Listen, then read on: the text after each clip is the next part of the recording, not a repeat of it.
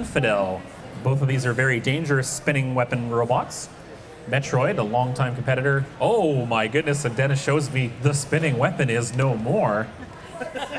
Either he wanted to or had no choice, but there is no longer a drum on that. He has replaced it with a wedge with a bit of a pivoted arm, hoping to make sure that it makes proper contact with the floor.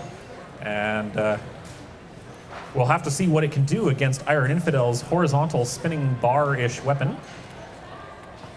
It is a very dangerous weapon and one that he's quite capable of controlling.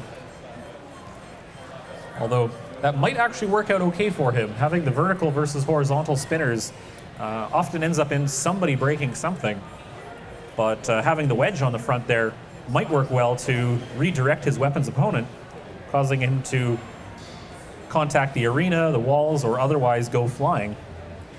This is definitely the first time I have seen Metroid without its infamous weapon. Judges are ready, competitors are ready. We'll start in 3, 2, 1, fight. Iron Infidel having a little bit of trouble getting that weapon spun up again. He's been having trouble with that all weekend so far, but he does get it going, teetering around on his 2 wheels as he tries to get around the hard wedge on the front of Metroid, hoping to get around to the backside where the wheels are somewhat exposed. Bouncing off of the wedge on the front, not making a whole lot of contact and largely deflecting. Bounces him into the corner, and Metroid now upside down. I can't tell if Iron Infidel, no, he is right side up, so Metroid is the one who's got a bit of a disadvantage trying to drive at the moment. He's dragging slightly as he's not quite meant to drive this way, but is able to make progress nonetheless as Iron Infidel tries to get around him and find a good angle of attack. Manages to get a bit of a nick on one of the wheel guards of Metroid there. I see no damage otherwise, simply a small spark coming off. Still hoping to be able to get one good contact on there, because if he can get his weapon to connect nicely like it did on the edge of the wedge there, it will send his opponent flying, and that's the kind of thing that he needs in order to really get some damage going. Another nick off the side as Iron Infidel goes flying off. Bumping into the somewhat hinged upside down wedge on Metroid, who is successfully, oh, there we go, bounces off the weapon and right side up. He's now working again and much more controllable in this fashion. Trying to find his way over there. Metroid is quite capable. Oh, and Iron Infidel goes flying up off the top of the wedge into the corner, hitting the wall hard. Metroid is actually a very capable driving bot, despite having usually such a large weapon on it, as that is an important part of keeping the weapon pointed the right way. And Iron Infidel flipping upside down now as he bounces off the weapon. Dennis making sure to keep Iron Infidel from having time to spin up his weapon, pushing him into the big blue saw a few times, getting underneath with the wedge, directing him around, hopefully towards the side, but Iron Infidel does slip off at the last moment.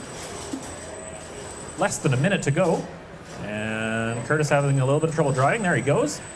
Looks like the weapon is not quite wanting to spin up, and because he is upside down, things are a little bit out of balance. He's dragging slightly.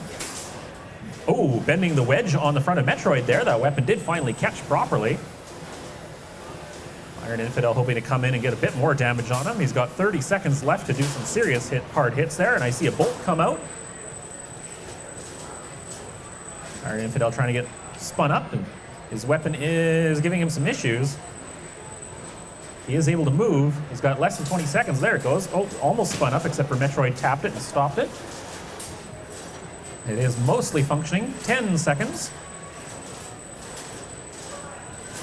5, 4, 3, 2, 1. Time is up. That was a good hard fight from both sides. Congratulations to both Dennis and Curtis. Curtis trying to get his weapon spun up to show that it does in fact work.